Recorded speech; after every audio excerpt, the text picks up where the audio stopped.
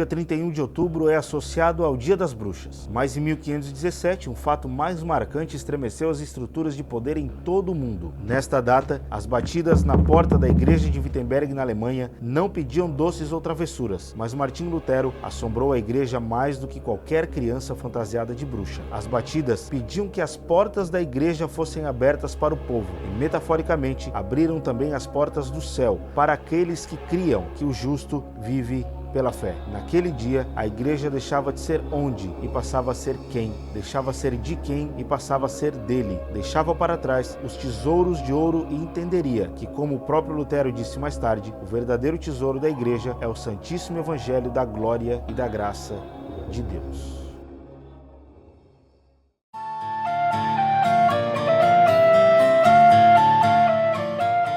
O que aconteceu em 1517 foi um ato de coragem, promovido por um monge solitário que sozinho pregou na frente da igreja de Wittenberg um convite para que a igreja debatesse com ele sobre as 95 teses contra as indulgências e a autoridade do Papa. Martinho Lutero era um professor de teologia, era um padre católico, um monge católico, estava dentro do contexto do clero, do grupo de autoridade católica, mas já há muito tempo estava apresentando algumas discordâncias com a forma como a igreja católica estava lidando, principalmente administrando os sacramentos naquele tempo, então, se colocando como uma autoridade de intercessão entre Cristo e a igreja, mas muitas vezes se colocando até mesmo acima dessa autoridade. Martinho Lutero defendeu que a autoridade era da Escritura, a autoridade era de Cristo e não da igreja. O que poderia muitas vezes parecer para aquele povo é que a igreja detinha a Bíblia, a dona da Escritura, dona de Cristo, e não o contrário. A igreja deve pertencer à Escritura e a igreja, obviamente, deve pertencer a Cristo. Martinho Lutero, então, faz esse convite e acaba trazendo uma grande dor de cabeça, não só para o clero da igreja, mas também para a monarquia, para as autoridades políticas daqueles dias, porque a igreja e o Estado eram muito relacionados. Afinal de contas, era o Papa que coroava os reis. Martinho Lutero, então, agora coloca um contra o outro. Quem a gente deve seguir? Quem agora a gente vai ouvir? O que Martinho Lutero queria nem era a divisão da igreja. Martinho Lutero só queria fazer uma reforma. Estava preocupado com a saúde da igreja daqueles dias. Se o clero católico tivesse aceitado o convite de Lutero para debater as suas 95 teses, possivelmente a gente não teria hoje as igrejas evangélicas, protestantes, reformadas. Nós ainda estaremos todos debaixo do mesmo guarda-chuva e talvez isso não teria surtido o efeito que surtiu. Talvez nós estaremos hoje, mais uma vez, pedindo por mais uma reforma, por mais uma alternância de poder à frente da igreja. Martinho Lutero prega essas 95 teses em um momento muito pontual da história. Por volta aí de 1450, Johannes Gutenberg havia lançado a sua prensa de tipos móveis, a primeira impressora. Essas 95 teses, que eram uma proposta feita só para a igreja, acaba sendo copiada inúmeras vezes aí pelos fãs de Gutenberg que tinham essas prensas em casa, se a gente pudesse usar uma expressão dos nossos dias. As 95 teses de Lutero viralizaram entre o povo da Alemanha do século XVI. E talvez muitos tenham pensado, quem é esse louco aí? Está desafiando a igreja e quem ele pensa que é para convidar os doutores da igreja para debater com ele? Ele é só um padre, ele é só um professor de teologia, ele é só um professor de Bíblia. Martinho Lutero não sabia onde estava se metendo, que poucos anos mais tarde ele já estaria completamente rompido com a igreja, liderando o primeiro movimento de reforma que nós conhecemos.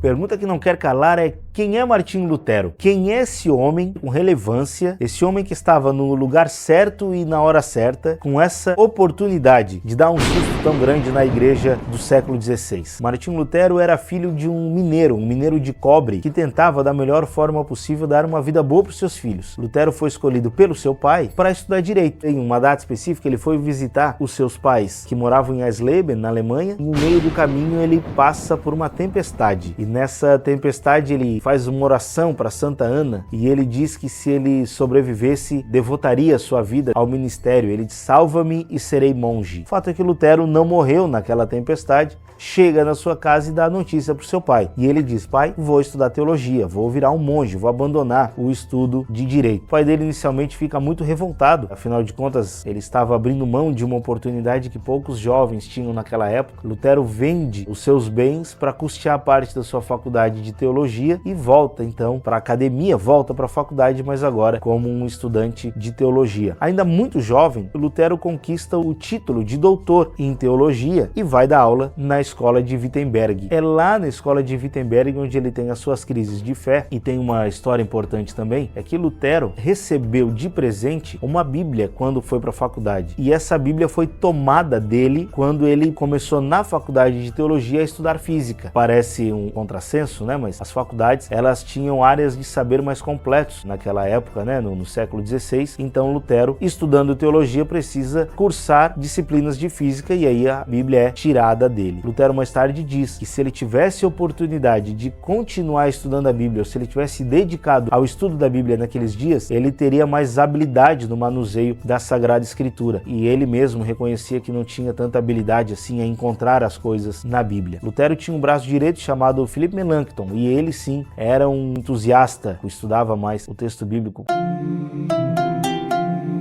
Lutero, quando inicia a reforma protestante, começa a chamar a atenção da sociedade porque ele começa a levantar a possibilidade de cada um ter uma Bíblia em casa, o que era impensado naqueles dias. A Bíblia tinha um dono, a Bíblia era da igreja, a igreja interpretava a Bíblia e Lutero queria que cada um fizesse o seu livre-exame da Bíblia na sua casa, mas claro, com a Bíblia interpretando a própria Bíblia e não a tradição da igreja, ou um magistério, a autoridade eclesiástica. Lutero começa a analisar a possibilidade de fazer isso, mas era até então algo completamente impossível. A igreja não iria liberar a distribuição de Bíblias. E outro ponto é que a Bíblia era traduzida apenas para o latim. Pouca gente falava em latim naqueles dias na Alemanha. Pouca gente era alfabetizada a ponto de conseguir ler. Lutero ainda tinha alguns anos até conseguir fazer a tradução da Bíblia. E os desdobramentos desse primeiro ato da reforma protestante foram amadurecendo.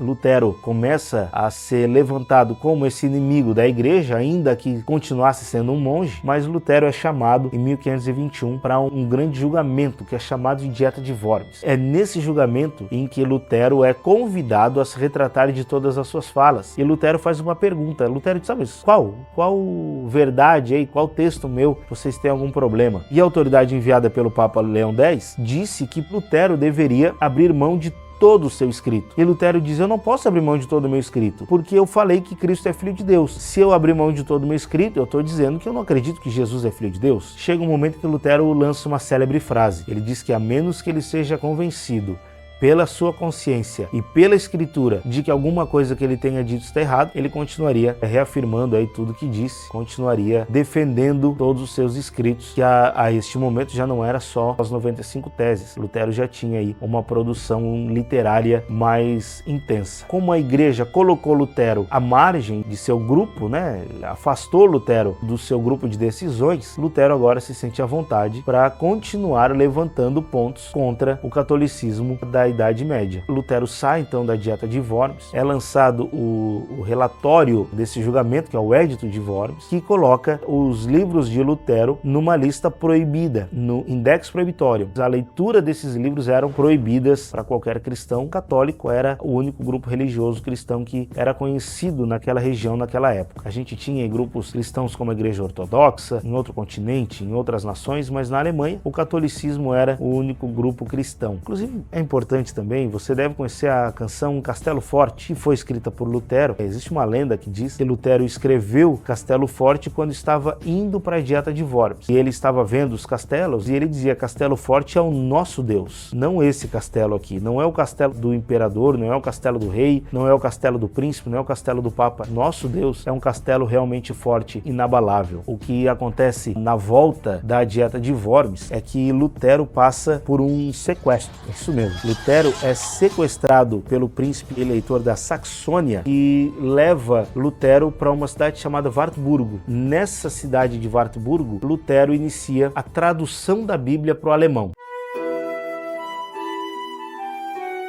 agora sim isso se torna uma realidade. Lutero faz isso com apoio de Philip Melanchthon, que acaba sendo um conselheiro para ele nesse momento de tradução, e muita gente acredita que Lutero morreu. Lutero fica um tempo desaparecido. Muitos religiosos ficam preocupados, né? Quem agora vai continuar anunciando o evangelho pra gente, já que não temos mais Martinho Lutero? Martinho Lutero sai do castelo onde ele estava escondido com a tradução da Bíblia pronta para o alemão. O Antigo e Novo Testamento são entregues ao povo alemão graças à Reforma Protestante. Até hoje, a Bíblia de Lutero é considerada o principal documento de base do idioma alemão moderno. É o idioma mais importante para a língua alemã, é a Bíblia que foi traduzida por Lutero lá em 1521. A gente está falando que a Bíblia de Lutero tem pelo menos 503 anos e o idioma alemão é construído a partir dessa Bíblia. Durante o processo de tradução, Lutero enfrenta algumas polêmicas internas, como o desejo de tirar da Bíblia a Epístola de Tiago. Há quem diga que Lutero também tentou tirar o livro de Esther, tentou tirar o livro de Cantares, porque acreditava que eram livros que não apontavam para Cristo. Uma curiosidade é que Esther e Cantares, por exemplo, nem mesmo citam o nome de Deus, mas estão na Bíblia, são aceitos pela tradição cristã e são equivalentes aos outros 64 livros da Bíblia Sagrada Protestante, como sendo divinamente inspirados. Lutero traduz então os 66 livros que nós temos hoje, e esse foi o primeiro legado da Reforma Protestante, que é devolver a Escritura para os cristãos. E aí a gente tem o lema, dos 5 lemas da Reforma Protestante: sola Scriptura, sola fide, sola gratia, solus Christus e soli Deo gloria. Muita gente acredita que esses 5 lemas foram propostos pelo próprio Martinho Lutero, mas a gente só conhece essas 5 bandeiras por causa da evolução da história da Reforma. Nunca algum reformador levantou essas 5 bandeiras de uma vez só. Eles citavam, obviamente. Lutero citou a expressão sola Scriptura em muitos de seus textos. Calvino também fala sobre sola Scriptura, os reformadores como um todo, mas nunca sistematizaram isso de uma vez só. Eles nunca chegaram e disseram: olha, nós temos aqui as 5 solas. Isso são os estudiosos da Reforma que vão percebendo esses pontos de convergência entre a teologia de todos os reformadores. Lutero, então, é o precursor do sola Scriptura, porque ele devolve a autoridade da Escritura para a igreja. Ele diz: a igreja é submissa à Escritura e não o contrário, que era a bandeira da Igreja Católica.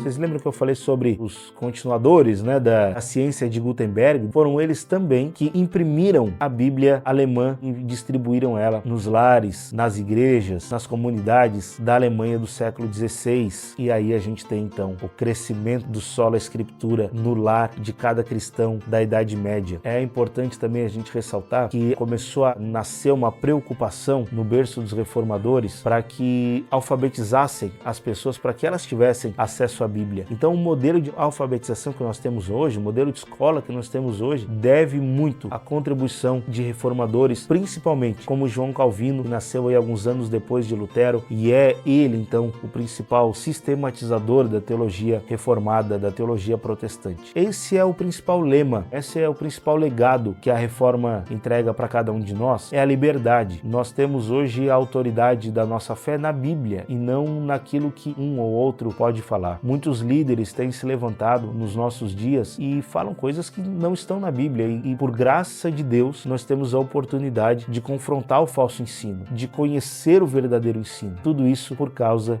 de Martinho Lutero e da Reforma Protestante iniciada em 31 de outubro de 1517. É claro, tudo isso graças a Deus que colocou no coração de Lutero esse desejo reformador. Hoje então nós temos um acordo entre as igrejas, nós sabemos quem é nosso irmão em Cristo, quem é continuador, né, desse legado da Reforma, aqueles que defendem esses 5 solas. Somente Cristo, somente a fé, somente a Escritura, somente a graça de Deus e glória somente a Ele. E aí alguns podem perguntar: mas por que algumas igrejas se consideram reformadas e outras não? São princípios menores, baseados aí na ceia, no batismo, na ordenação dos ministros, mas todos nós cremos que, reformados ou não reformados, se nós cremos na Escritura, em Cristo, temos fé, acreditamos na graça e glorificamos apenas a Deus, somos irmãos em Cristo, seguindo o legado da Reforma que completa neste ano 507 anos.